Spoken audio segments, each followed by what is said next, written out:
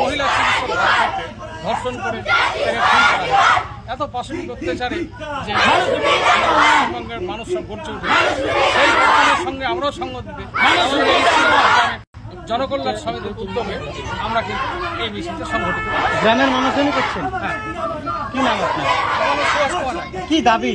আমারও দাবি হচ্ছে যে দোষীদের উপযুক্ত শাস্তি হোক এবং শাস্তি সেই শাস্তি যে শাস্তি দিবে বিচারকরা শাস্তি করবে।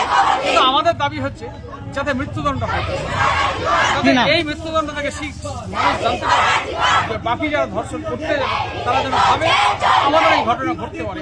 অতএব সেই দিক দিয়ে দেখা যায় এই ঘটনা ধর্ষণের যে প্রতিনিয়ত সেটা তো তার না ঘটে, সেই বিচারটা যদি হয় তাহলে কিন্তু আমরা সবাই আশাবাদী যে কোর্ট এই বিচারটা। কি নাম আপনার? আমার নাম সুভাষ কুমার রায়।